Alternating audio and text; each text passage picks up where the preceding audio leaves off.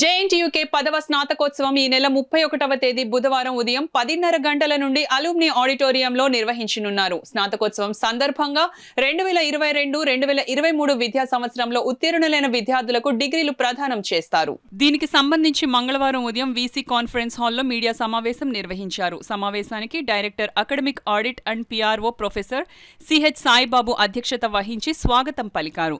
ఈ సందర్భంగా ఉపకులపతి ప్రొఫెసర్ జీవీఆర్ ప్రసాదరాజు 10వ స్నాతకోత్సవం పురస్కరించుకుని ప్రదానం చేయనున్న డిగ్రీల వివరాలకు సంబంధించి సమాచారాన్ని తెలియజేశారు. ఈ స్నాతకోత్సవానికి కులపతి రాష్ట్ర గవర్నర్ ఎస్ అబ్దుల్ నజీర్ అధ్యక్షత వహిస్తారని, మాజీ navy rear admiral S Venkat Seshachari ముఖ్య అతిథిగా విచ్చేస్తారన్నారు. ప్రత్యేక అతిథిగా రాష్ట్ర విద్యాశాఖ మంత్రి బొత్స సత్యనారాయణ పాల్గొంటారన్నారు. Tata consultancy services technology software and services president V రాజన్నకి జేఎన్టీయూకే తరపున గౌరవ డాక్టరేట్ను ప్రదానం చేయడం జరుగుతుందన్నారు.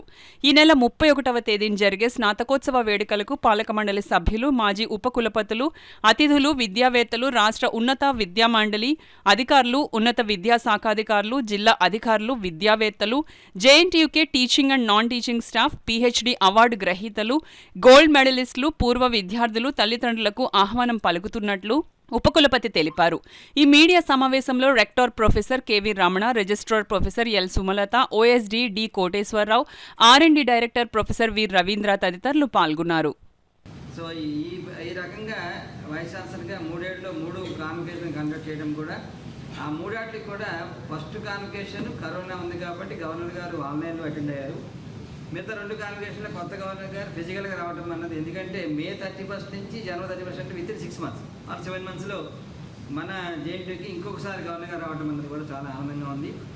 సో రేపు దాదాపుగా పిహెచ్డీ సంబంధించి ఒక 64 మంది పిహెచ్డీస్ మే 31 నుంచి జనవరి 31 రవీంద్ర గారు ఆర్ఎండ్డి డైరెక్టర్ గారు, ఎవాల్యూషన్ డైరెక్టర్ బాలకృష్ణ గారు వారు చూస్తుంటారు. మేజర్గా రవీంద్ర గారు మొత్తం ప్రాసెసింగ్ అని చూస్తారు. చివరిలో ఎగ్జామినేషన్ సంబంధించి బాలకృష్ణ గారు చూస్తారు. 64 మందికి పక్కాగా వారికి గవర్నర్ గారు రేపు వాళ్ళకి పిహెచ్డీ డిగ్రీస్ వారికి ఇవ్వడం జరుగుతుంది. అలాగే గోల్డ్ మెడల్స్ ఎప్పుడు చేస్తుంటాము, ఆ gold medals university gold medals, అలాగే ఎండోమెంట్ గోల్డ్ మెడల్స్ అవి 21 మందికి, అంటే దాదాపుగా 24 అవార్డ్స్ ఉన్నాయి. 18 యూనివర్సిటీ మెడల్స్, ఒక 6 ఎండోమెంట్ మెడల్స్, 2 కలిపి 24 మెడల్స్ ఉన్నాయి.